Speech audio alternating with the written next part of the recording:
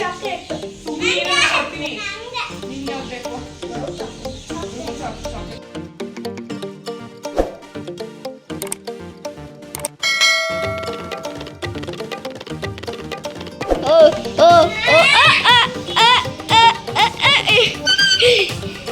ಸುಮ್ಗಿರ್ಬೇಕು.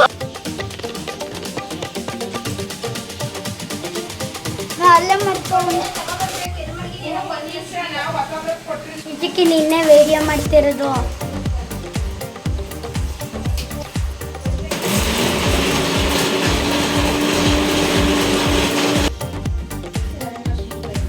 Of ಮಾಡ್ಲಾ ದೊಡ್ಡಮ್ಮ? ಇದು ಕಟ್ ಮಾಡಿ ಹಿಂಗೆ ಬಾಕ್ಸ್ ಕಟ್ ಮಾಡಿ ಸ್ಪೂನ್ ಹಾಕಲಾ? बताओ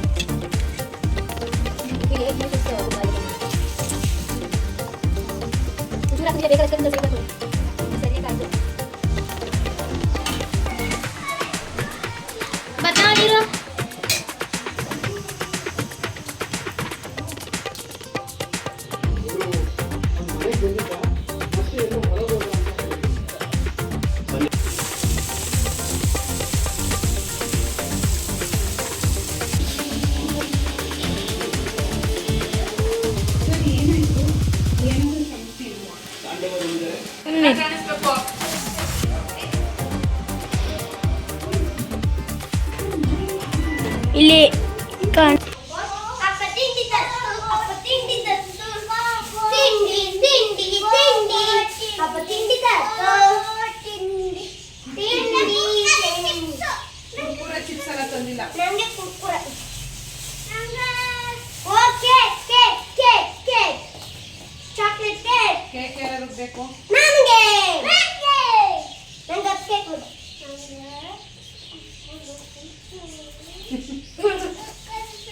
ಕುರ್ಕುರೆ ಚಿಪ್ಸ್ ತಂದಿಲ್ಲ, ಕೇಕ್ ತಿಂದ.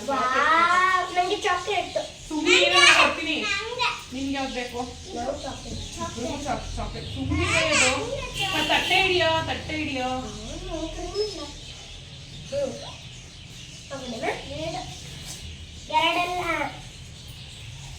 Thank you. ಬಿಸ್ಕೆಟ್ ಹತ್ತೀನಿ. ಫಸ್ಟ್ ಕೇಕ್ ಖಾಲಿ ಮಾಡಿ. ಕೂತ್ಕೊಳ್ಳಿ, ಕೇಕ್ ಖಾಲಿ ಮಾಡಿ.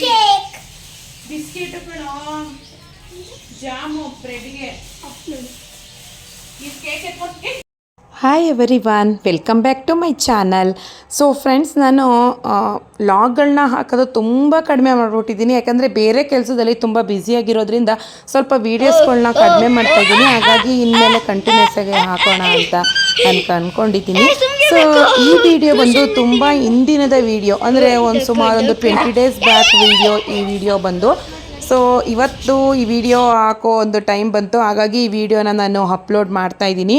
ಸೊ ತುಂಬ ಖುಷಿಯಾಗುತ್ತೆ ಈ ವಿಡಿಯೋ ಮಾಡೋದಕ್ಕೆ. ಯಾಕಪ್ಪ ಅಂದರೆ ತವ್ರ ಮನೆಯಿಂದ ಯಾರಾದರೂ ನಮ್ಮನ್ನು ನೋಡೋದಕ್ಕೆ ಅಂದ್ಕೊಂಡು ಬಂದರೆ ತುಂಬ ಖುಷಿಯಾಗುತ್ತಲ್ವ. ಯಾವುದೇ ಒಂದು ಹೆಣ್ಮಕ್ಳಿಗಾದರೂ ಅಷ್ಟೇ, ಅಮ್ಮ, ತಂಗಿ, ಆಂಟಿ ಅಂದರು ಬಂದರೆ ಎಷ್ಟು ಖುಷಿಯಾಗುತ್ತಲ್ವ, ನಮ್ಮನ್ನು ನೆನೆಸ್ಕೊಂಡು ನೋಡೋದಕ್ಕೆ ಬಂದಿದ್ದಾರೆ ಅಂತ. ಸೊ ನಮ್ಮನೆಗೆ ಅಮ್ಮ, ತಂಗಿ ಮತ್ತು ಆಂಟಿ ಎಲ್ಲರೂ ಕೂಡ ನಮ್ಮ ಮನೆಗೆ ಬಂದಿದ್ದಾರೆ. ಆ್ಯಕ್ಚುಲಿ ಇದು ಒಂದು ದಸರಾ ಮುಗ್ದಾದ್ಮೇಲೆ ಬಂದಿರುವಂಥದ್ದು. ದಸರಾ ಮುಗಿದು ಒಂದು ವೀಕ್ ಆದಮೇಲೆ ನಮ್ಮ ಮನೆಗೆ ರಜೆ ಇತ್ತಲ್ವ, ಹಾಗಾಗಿ ಬಂದಿದ್ದಾರೆ. ಒಂದು 2 days ಇದ್ದೋಗೋಣ ಅಂತ ಹೇಳಿ. ನನಗಂತೂ ಫುಲ್ಲು ಖುಷಿಯಾಗುತ್ತೆ ಇವರೆಲ್ಲ ಬಂದಿರೋದ್ರಿಂದ. ಸೊ ಊರಿಂದನೇ ಅಮ್ಮ ಮೊಟ್ಟೆ ಕೋಳಿ ಮತ್ತು ಮಾಂಸದ ಕೋಳಿ ಅಂತ ಬರುತ್ತೆ, ಅಂದರೆ ಮೊಟ್ಟೆ ಇಡೋ ಕೋಳಿ ಮತ್ತು ಮಾಂಸದ ಕೋಳಿ ಅಂತ ಬರುತ್ತೆ. ಆ ಥರ ಕೋಳಿನ ಕಟ್ ಮಾಡಿಸ್ಕೊಂಡು ಬಂದಿದ್ದರು. ಏನಕ್ಕಪ್ಪ ಅಂತಂದರೆ ನಮ್ಮ ನರಸೀಪುರದ ಕೋಳಿ ಅಂದರೆ ನಮ್ಮ ಅಮ್ಮನಿಗೆ ಟೇಸ್ಟೇ ಕೊಡಲ್ವಂತೆ. ಅವ್ರು ಯಾವಾಗಲೂ ಹೇಳ್ತಾ ಇರ್ತಾರೆ, ನಿಮ್ಮ ಕಡೆ ಮಟನ್ ಆಗಲಿ ಚಿಕನ್ ಆಗಲಿ ಏನೂ ಚೆನ್ನಾಗಿರಲ್ಲ. ಫಸ್ಟ್ ಆಫ್ ಆಲ್ ನೀರೇ ಇಷ್ಟಪಡಲ್ಲ ಅವರು. ನೀರು ಕೂಡ ಸಪ್ಪೆ ಸಪ್ಪೆ ಅನಿಸುತ್ತೆ ನಿಮ್ಮ ಕಡೆ ನೀರು ಅಂತ ಹೇಳ್ತಾ ಇರ್ತಾರೆ.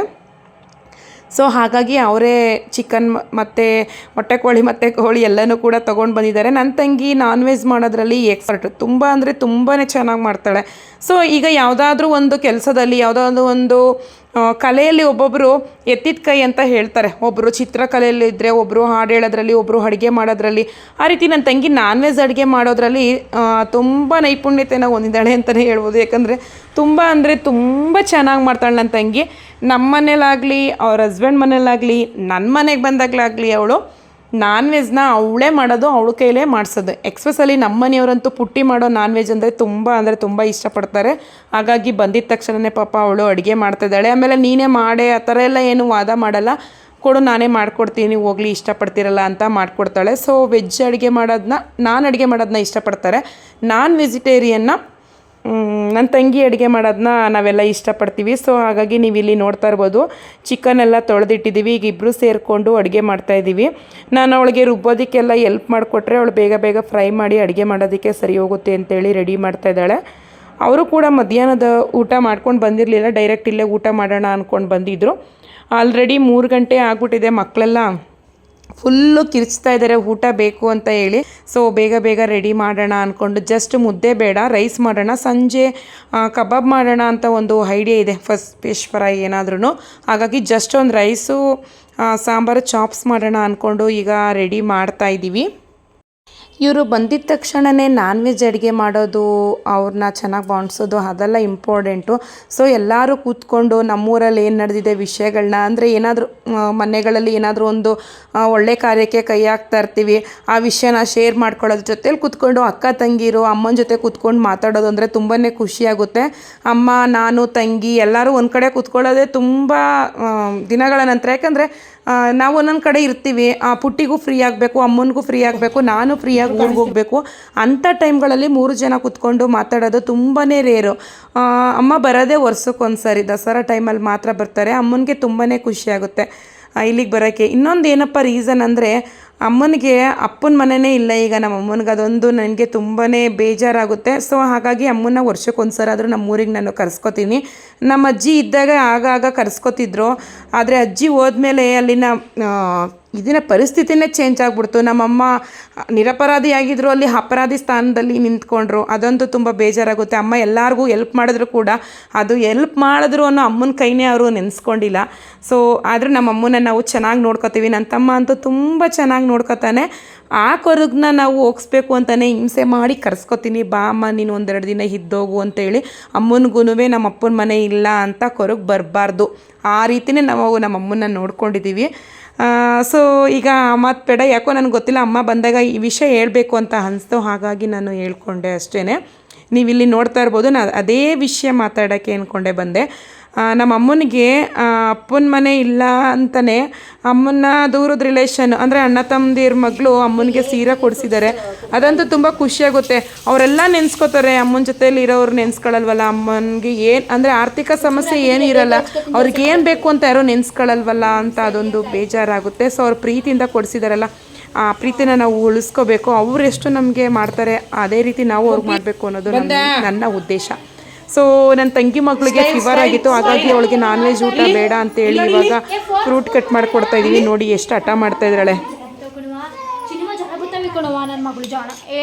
ಇದು ತಿಂದರೆ ಕೇಕ್ ತರಿಸ್ತೀನಿ ಕಟ್ ಮಾಡೋಕ್ಕೀಗ. ಈಗ ಏನು ಬೇಕು ಹೇಳ್ತೀನಿ, ನಾನು ತರಿಸ್ಕೊಡ್ತೀನಿ. ಹಂಗಲ್ಲ, ಈಗ ಬೇಕ್ರಲ್ಲಿ ಏನು ಬೇಕು, ಏನು ಸಾಲ್ಟ್ ಬೇಡವಾ? ಆಯ್ತು ಬೇಡ. ಬೇಕ್ರಲ್ಲಿ ಏನು ಬೇಕು ಹೇಳೋ ತಿಂಡಿ. ಇದು ಯಾಕೆ ಗೊತ್ತಾ, ಇದು ತಿಂದ್ರೆ ಜ್ವರ ಹೋಯ್ತದೆ ಅಂತ. ದಿವ್ಯಾ ನೀರು ಬಿಸಿ ಮಾಡಿ. ನಾಳೆ ಬರಲ್ವಾ ಕಾರಲ್ಲಿ? ರಾಜಮ್ಮನ ಜೊತೆ ಬರಲ್ವಾ ನೀನು? ಅಯ್ಯಪ್ಪ, ಅವು ನೋಡ್ದಂಗೆ ನೋಡ್ತಾಳೆ. ನೋಡಿದ್ರಲ್ಲ ಫ್ರೆಂಡ್ಸ್, ಮಕ್ಕಳು ಫ್ರೂಟ್ ಅಂದರೆ ಎಷ್ಟು ದೂರ ಹೋಗ್ತಾರೆ ಅಂತ. ಅದೇ ಜಂಕ್ ಫುಡ್ ಆದರೆ ಬೇಗ ಬಂದು ಕೂತ್ಕೊಂಡು 1 ಪ್ಯಾಕೆಟ್ ಚಿಪ್ಸ್ ಎಲ್ಲ 2 ಪ್ಯಾಕೆಟ್ ಬೇಕಾದರೂ ಖಾಲಿ ಮಾಡ್ತಾರೆ. ಅವಳಿಗೆ ಜ್ವರ ಬಂದಿದ್ದರಿಂದ ಫ್ರೂಟ್ ಅಷ್ಟೇ ಕೊಡೋಣ ಅಂತ ಹೇಳಿ ನಾವು ಎಷ್ಟೇ ಬಲವಂತ ಮಾಡಿದ್ರು ತಿಂದಿಲ್ಲ ಅವಳು. ಕೊನೆಗೆ ಏನು ಮಾಡಿದ್ಲು, ನಮ್ಮ ಅಮ್ಮನ ಹತ್ರ ದುಡ್ಡು ಇಸ್ಕೊಂಡು ಅಂಗಡಿಗೆ ಹೋಗಿ ಚಿಪ್ಸ್ ತಗೊಂಡು ತಿಂದಿದ್ದಾಳೆ. ಈ ಮಕ್ಳಿಗೆ ಏನೇ ಜ್ವರ ಬಂದರೂ ಚೆನ್ನಾಗಾಗ್ಬಿಡ್ತಾರೆ, ನಾವು ಚೆನ್ನಾಗಿದ್ದೀವಿ ಕೊಡಿ ಚಿಪ್ಸ್ನ, ಅದು ಕೊಡಿ ಇದು ಕೊಡಿ ಅಂತ. ಆದರೆ ನಾವು ಮಕ್ಕಳಿಗೆ ಜಂಕ್ಸ್ ಫುಡ್ಡಿಂದ ನಾವು ತುಂಬ ದೂರ ಉಳಿಸ್ಬೇಕು. ನಾವೇ ಅವ್ರನ್ನ ರೋಗ ಪೀಡಿತ ಮಕ್ಕಳಾಗಿ ಬೆಳೆಸ್ಬಿಡ್ತೀವಿ. ಸೊ ನನ್ನ ತಂಗಿ ಆ ವಿಷಯದಲ್ಲಿ ತುಂಬಾ ಹುಷಾರು, ಆ ಥರ ಫುಡ್ಡೆಲ್ಲ ಕೊಡಿಸಲ್ಲ. ನಮ್ಮ ಕಣ್ಣು ಕಾಣ್ದಂಗೆ ಯಾವುದಾದ್ರೂ ಒಂದೊಂದು ತಿಂಡಿ ತಿನ್ಕೊಬಿಡ್ತಾಳೆ. ಈಗಲಿಂದನೇ ಮಕ್ಕಳನ್ನ ಸ್ವಲ್ಪ ನಾವು ಆ ಥರ ಫುಡ್ಡಿಂದ ದೂರ ಇಡಬೇಕು ಅನ್ನೋದು ನನ್ನ ಒಂದು ಉದ್ದೇಶ. ಸೊ ಮೊಟ್ಟೆ ಕಾಳಿ ಸಾಂಬಾರಂತೂ ರೆಡಿ ಆಯಿತು. ಈ ಕಡೆ ಚಾಪ್ಸು ಕೂಡ ರೆಡಿ ಆಯಿತು. ಮೊಟ್ಟೆ ಕೋಳಿಲಿ ಆದಷ್ಟು ಎಣ್ಣೆ ಅಂಶ ಜಾಸ್ತಿ ಇರುತ್ತೆ, ನಾವು ಸ್ವಲ್ಪನೇ ಎಣ್ಣೆ ಹಾಕಿದ್ರೂ ಕೂಡ ಎಣ್ಣೆ ತೇಲ್ತಾ ಇರುತ್ತೆ. ಸೊ ಇದನ್ನು ಮಿಕ್ಸ್ ಮಾಡಿದಾಗ ಆಟೋಮೆಟಿಕ್ಕಾಗಿ ಈಕ್ವಲ್ ಆಗುತ್ತೆ ಎಣ್ಣೆ ಮತ್ತು ಸಾಂಬಾರು ಎರಡೂ ಕೂಡ. ಸೊ ತುಂಬಾ ಚೆನ್ನಾಗಿ ಮಾಡ್ತಾಳೆ ನನ್ನ ತಂಗಿ. ಅವಳು ಮಾಡೋ ಅಡುಗೆ ಅಂದರೆ ನಂಗೆ ತುಂಬಾ ಇಷ್ಟ. ನಾನ್ ವೆಜ್ ಅಡುಗೆ ಸಖತ್ತಾಗಿ ಮಾಡ್ತಾಳೆ. ಅಲ್ಲಿಂದ ತಂದಿರ್ತಾರಲ್ವ ಕಾಲ್ದುಳೆಲ್ಲ ಆಗಿರುತ್ತೆ ಅಂತೇಳಿ ಇವಾಗ ಚಾಕು ಹಚ್ತಾ ಇದ್ದೀವಿ. ಚಾಕು ಹಚ್ಚಿದಾಗ ಅಲ್ಲಿಗೆ ಚೀಚಿ ಏನಾದರೂ ಅಂಟ್ಕೊಂಡಿದ್ರೆ ಕಾಲ್ದೊಳ ಆಗಿದೆ ಅಂತ ಅರ್ಥ, ಹೊರಟೋಗಿದೆ ಅಂತ. ಸೊ ಯಾವುದೇ ರೀತಿ ಅಂಟ್ಕೊಂಡಿಲ್ಲ, ಕಾಲ್ದೊಳ ಆಗಿಲ್ಲ ಅಂತ ಅರ್ಥ ಹೇಳಿ. ಸೊ ಆಲ್ಮೋಸ್ಟು ಅಡುಗೆ ಆಗೋಷ್ಟರಲ್ಲಿ 4 ಗಂಟೆ ಆಗಿಬಿಡ್ತು. 4 ಗಂಟೆಗೆ ಮಕ್ಕಳಿಗೆ ರೈಸ್ ಎಲ್ಲ ಮಾಡಿ ಹಾಕೊಟ್ವಿ. ಸದ್ಯಕ್ಕೆ ಅವರು ಸಂಜೆ ಎಲ್ಲೋ ವಾಕ್ ಮಾಡೋಕ್ಕೆ ಹೋಗ್ತೀವಿ ಅಂತ ಹೇಳ್ತಾಯಿದ್ರು ಮಕ್ಕಳು, ಅಮ್ಮ ಎಲ್ಲ. ಇವ್ರಿಗೆ ಬೇಗ ಊಟ ಹಾಕ್ಕೊಟ್ರೆ ಸ್ವಲ್ಪ ತಿರುಗಾಡ್ಕೊಂಡು ಬರಲಿ, ಅವ್ರಿಗೂ ಸ್ವಲ್ಪ ಟೈಮ್ ಪಾಸ್ ಆಗಲಿ ಅಂತೇಳಿ ಇವಾಗ ಎಲ್ಲರಿಗೂ ಕೂಡ ಊಟ ಹಾಕ್ಕೊಡ್ಬೇಕು ಇವಾಗ. ಇನ್ನೊಂದು ವಿಷಯ ಏನಪ್ಪ ಅಂದರೆ, ಅಮ್ಮವರು ಬಂದಿರೋದು ಒಂದು ರೀಸನ್ನು ನಮ್ಮ ಮನೆಗೆ, ಮತ್ತು ಇನ್ನೊಂದು ಟ್ರಿಪ್ ಹೋಗೋಣ ಅಂತ ಮೊದಲೇ ಮಾತಾಡ್ಕೊಂಡಿದ್ವಿ. ಇವತ್ತೆಲ್ಲ ನಾನ್ ವೆಜ್ ಮಾಡೋಣ. ನಾಳೆ ಟ್ರಿಪ್ ಅಂದರೆ ಟೆಂಪಲ್ ರನ್ನಿಂಗ್. ಟೆಂಪಲ್ ಅಂದರೆ ತುಂಬಾ ಇಷ್ಟ ನನಗೆ, ಅಮ್ಮಂಗಾಗಲಿ ಎಲ್ಲರಿಗೂ ಕೂಡ.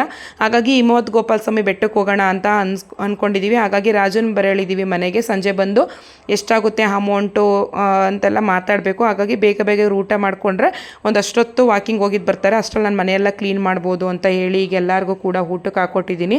ಸಂಜೆ ಬೇರೆ ಫಿಶ್ ಫ್ರೈ ಮಾಡಬೇಕು ಅಂತ ಹೇಳಿದ್ದಾರೆ. ಹಾಗಾಗಿ ಎಲ್ಲರಿಗೂ ಫಿಶ್ ಫ್ರೈ ಮಾಡೋದಕ್ಕೆ ಅಂತ ತಂಗಿ ರೆಡಿ ಮಾಡ್ತಿದ್ದಾಳೆ. ನಮ್ಮ ಮನೆಯವರು ಡ್ಯೂಟಿಯಿಂದ ಬಂದ್ರಲ್ಲ ತೊಗೊಂಡು ಬಂದಿದ್ದಾರೆ, ನೀವು ಇಲ್ಲಿ ನೋಡ್ತಾ ಇರ್ಬೋದು. ನಮ್ಮ ಮನೇಲಿ ನಾವು ಚಿಕ್ಕ ಚಿಕ್ಕ ಪಾತ್ರೆ ಇಟ್ಕೊಂಡಿರೋದ್ರಿಂದ ಅಷ್ಟು ದೊಡ್ಡ ತಟ್ಟೆ ಇರಲಿಲ್ಲ. ಹಾಗಾಗಿ ಮೊರ ಇಟ್ಕೊಂಡು ನೋಡಿ ಮಸಾಲೆ ಎಲ್ಲ ರೆಡಿ ಮಾಡ್ಕೊಂಡಿದ್ಲು. ಎಲ್ಲದಕ್ಕೂ ಕೂಡ ಸ್ಪ್ರೆಡ್ ಮಾಡ್ತಾ ಇದ್ದಾಳೆ ಮಸಾಲೆ ಎಲ್ಲನೂ. ಇದು ಚೆನ್ನಾಗಿ ನೆನೆದ್ರೆ ಫ್ರೈ ಮಾಡಿಕೊಡ್ತಾಳೆ, ಎಲ್ಲರೂ ತಿನ್ನೋದಕ್ಕೆ ಸರಿ ಹೋಗುತ್ತೆ ಅಂತೇಳಿ ಇವಾಗೆಲ್ಲ ನೀಟಾಗಿ ರೆಡಿ ಮಾಡ್ತಾ ಇದ್ದಾಳೆ. ಅವಳು ಬಂದರೆ ಮಾತ್ರ ನಾನ್ ವೆಜ್ ಅಡುಗೆ ಅಂತೂ ನಾನು ಮುಟ್ಟೋದಕ್ಕೆ ಹೋಗಲ್ಲ. ಅವತ್ತಂತೂ ನನಗೆ ಫುಲ್ಲು ಫ್ರೀ. ರೆಡಿ ಮಾಡಿಕೊಡ್ತೀನಿ, ಅಡುಗೆ ಮಾಡ್ತಾಳೆ, ನೆಕ್ಸ್ಟ್ ಊಟಕ್ಕೆ ಹಾಕ್ಕೊಡೋದು ಅಷ್ಟೇ ಕೆಲಸ.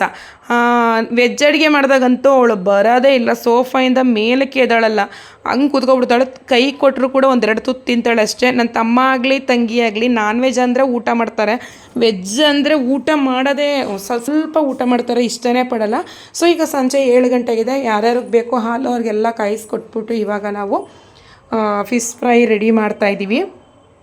ಮಕ್ಕಳಿಗೆ ಫಿಶ್ ಸಾಂಬಾರು ಮಾಡಿಕೊಟ್ರೆ ತಿನ್ನೋದೇ ಇಲ್ಲ, ಅದು ಬೆಣ್ಣೆ ಥರ ಇರುತ್ತೆ, ಮತ್ತು ಅದು ಸಪ್ಪೆ ಇರುತ್ತೆ ಸಾಂಬಾರು ಒಳಗಡೆ ಫಿಶ್ಶು, ತಿನ್ನೋಕ್ಕೆ ಹೋಗಲ್ಲ. ಮಕ್ಕಳಿಗೆ ಫಿಶ್ಶು ತುಂಬಾ ಒಳ್ಳೇದು ಆರೋಗ್ಯಕ್ಕೆ. ಹಾಗಾಗಿ ಈ ರೀತಿ ಫಿಶ್ ಫ್ರೈ ಕಬಾಬ್ನ ಮಾಡಿಕೊಟ್ರೆ ಇಷ್ಟಪಟ್ಟು ತಿಂತಾರೆ. ಒಂದು ಫಿಶ್ ಅಲ್ಲ 2 ಫಿಶ್ ತಿಂತಾರೆ ಮಕ್ಕಳು ಕೂತ್ಕೊಂಡು. ಹಾಗಾಗಿ ಈ ರೀತಿ ಮಾಡಿಕೊಡೋಣ, ಉಂಡೆ ಫಿಶ್ ಸಿಕ್ಕಿರೋದ್ರಿಂದ ಈ ರೀತಿ ಮಾಡಿಕೊಟ್ರೆ ಮಕ್ಕಳು ತಿಂತಾರೆ ಅಂತೇಳಿ ಮಾಡಿಕೊಡ್ತಾ ಇದ್ದೀವಿ. ಆಲ್ಮೋಸ್ಟ್ ಇವಾಗ 9 ಗಂಟೆ ಆಗಿದೆ ಟೈಮು.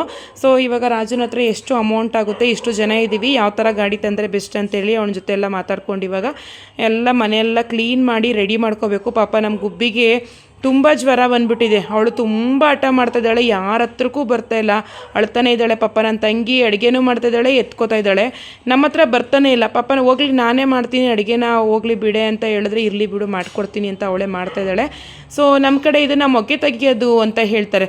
ಬಟ್ಟೆಗೆ ಸ್ವಲ್ಪ ಬೆಂಕಿನ ಹಾಕ್ಕೊಂಡು ಅವಳು ಮುಖದಿಂದ ತೆಗೆದು ತಟ್ಟೆಲಿ ಸ್ವಲ್ಪ ಅರ್ಶಿನದ ನೀರನ್ನ ಹಾಕಿರ್ತಾರೆ, ಕಲ್ಲುಪ್ಪು ಎಲ್ಲನೂ ತೆಗೆದು ಅದನ್ನು ನಮ್ಮ ಕಡೆ ಕಬ್ಬಿಣದ್ದು ಚೊಂಬು ಬರುತ್ತೆ, ಅದರಲ್ಲಿ ಕವರ್ ಮಾಡ್ತಾರೆ. ಅದು ನೀರು ಹೀರ್ಕೊಂಡ್ರೆ ಚೆನ್ನಾಗಿ ದೃಷ್ಟಿಯಾಗಿದೆ ಹೋಗುತ್ತೆ ಅಂತ ಅರ್ಥ ಹೇಳಿ. ಸೊ ನೀವು ಇಲ್ಲಿ ನೋಡ್ತಾ ಇರ್ಬೋದು, ದೃಷ್ಟಿ ತೆಗಿತಾ ಇದ್ದಾರೆ ನೋಡಿ. ಒಂದೊಂದು ಸಾರಿ ನಾವು ಎಷ್ಟೇ ಆಸ್ಪತ್ರೆಗೆ ತೋರಿಸಿದ್ರೂ ಕೂಡ ಫೀವರ್ ಹೋಗಿರೋದೇ ಇಲ್ಲ. ಅಂಥ ಟೈಮ್ಗಳಲ್ಲಿ ಈ ರೀತಿ ಮೊಗೆ ತೆಗೆಯೋದು ಅನ್ನೋ ಒಂದು ಪದ್ಧತಿನ ಮಾಡ್ತೀವಿ. ಆಗ ದಿಢೀರಂತ ಒಂದು ರಾತ್ರಿಗೇ ಹುಷಾರಾಗ್ಬಿಡ್ತಾರೆ ಮಕ್ಕಳು. ಸೇಮ್ ನನ್ನ ತಂಗಿ ಮಗಳೂ ಅಷ್ಟೇ, ನಾಳೆ ಅಷ್ಟರಲ್ಲಿ ಹುಷಾರಾಗ್ಬಿಟ್ಲು. ಇದೊಂಥರ ಮಿರಾಕಲ್ ಥರ. ಎಲ್ಲಾದ್ರೂ ಒಬ್ಬಳೇ ಇದ್ದಾಗ ಎದ್ರಿಕೊಳ್ಳೋದು ಆ ರೀತಿ ಎಲ್ಲ ಆಗಿದ್ದಾಗ ಈ ರೀತಿ ಫೀವರ್ ಹೋಗೋದೇ ಇಲ್ಲ. ನಮ್ಮ ಕಡೆ ಎಲ್ಲ ಈ ರೀತಿ ಮೊಗೆ ತೆಗೆಯೋದು, ಕಡ್ಡಿ ಇಳಿ ತೆಗೆಯೋದು ಈ ರೀತಿ ಎಲ್ಲ ಮಾಡ್ತಾರೆ. ಬೆಂಕಿಯಿಂದ ತೆಗಿಯೋದೆಲ್ಲ ಇಳಿಯೆಲ್ಲ ಈ ವಿಡಿಯೋದಲ್ಲೇ ಹಾಕಬೇಕು ಅಂತ ಅನಿಸ್ತು. ಬಟ್ ಈ ವಿಡಿಯೋದಲ್ಲೇ ಹಾಕೋ ಒಂದು ರೂಲ್ಸ್ ಇಲ್ಲದೆ ಇರೋ ಕಾರಣ ಆ ವಿಡಿಯೋ ಎಲ್ಲ ಕಟ್ ಮಾಡಿದ್ದೀನಿ. ಸೊ ದೃಷ್ಟಿ ಎಲ್ಲ ತೆಗ್ದಾಯ್ತು. ಸದ್ಯ ಇವಳು ಹುಷಾರಾಗ್ಬಿಟ್ರೆ ಸಾಕಪ್ಪ ಅನಿಸ್ಬಿಡ್ತು. ಅವಳು ಯಾವಾಗಲೂ ಅಷ್ಟೇ ನಾನು ದೊಡ್ಡಮ್ಮನ ಮನೆಗೆ ಹೋಗಬೇಕು ಅಂತ ಹಠ ಮಾಡ್ತಾನೆ ಇರ್ತಿದ್ಲು. ಆದರೆ ಈ ಬಾರಿ ಬಂದಾಗ್ಲಂತವಳು ಫುಲ್ಲು ಮಂಕಾಗ್ಬಿಟ್ಟಿದ್ಲು. ನನಗಂತೂ 2 ಡೇಸ್ ಇವಳು ಬಂದಂಗೆ ಅನಿಸ್ಲಿಲ್ಲ. ಅಯ್ಯೋ ಪಾಪ ನನ್ನ ಮಕ್ಕಳು ಬಂದು ಖುಷಿಯಾಗೆ ಒಂದು ಕಡೆ ಕೂತ್ಕೊಂಡು ಆಟ ಆಡಿಲ್ವಲ್ಲ ಅಂತ ನನಗೆ ಅಷ್ಟು ಬೇಜಾರಾಯಿತು ನನಗೆ. ಫೈನಲಿ ಅವಳು ಚೆನ್ನಾಗಾಗ್ಬಿಟ್ರೆ ಸಾಕು ಅನಿಸ್ಬಿಡ್ತು 2 ದಿನ. ಸದ್ಯ ನಮಗೆ ಟ್ರಿಪ್ ಮುಗಿಸಿ ವಾಪಸ್ ಬರೋ ಅಷ್ಟರಲ್ಲಿ ಫುಲ್ 100% ರಿಕವರಿ ಆಗಿಬಿಟ್ಟಿದ್ಲು ಗುಬ್ಬಿ. ಸೊ ನೀವು ಇಲ್ಲಿ ನೋಡ್ತಾ ಇರ್ಬೋದು, ಅವಳಿಗೆ ಜ್ವರ ಬಂದಿದೆ, ಫಿಶ್ ಬೇಕೇ ಬೇಕು ಅಂತ ನನ್ನ ಪಕ್ಕದಲ್ಲಿ ಕೂತ್ಕೊಂಡು ನೋಡಿ ಹಠ ಮಾಡ್ಕೊಂಡು ತಿನ್ಸ್ಕೊಂಡು ಕೂತಿದ್ದಾಳೆ. ಸೊ ಫ್ರೆಂಡ್ಸ್, ನಾವಿವಾಗ ಈ ವಿಡಿಯೋನ ಎಂಡ್ ಮಾಡ್ತಾ ಇದ್ದೀವಿ. ನಾಳೆ ಬೆಳಿಗ್ಗೆ ನಾವು ಎಲ್ಲೆಲ್ಲಿ ಟ್ರಿಪ್ ಹೋಗಿದ್ವಿ, ಯಾವ ರೀತಿ ಎಂಜಾಯ್ ಮಾಡಿದ್ವಿ ನಮ್ಮ ಮಕ್ಕಳ ಜೊತೆ ಅನ್ನೋದನ್ನು ನಾನು ವಿಡಿಯೋ ಹಾಕ್ತೀನಿ. ದಯವಿಟ್ಟು ಫ್ರೀ ಮಾಡಿಕೊಂಡು ಆ ವಿಡಿಯೋನು ಕೂಡ ವಾಚ್ ಮಾಡಿ ಅಂತ ಕೇಳ್ಕೊತೀನಿ. ಓಕೆ ಫ್ರೆಂಡ್ಸ್, ಬಾಯ್.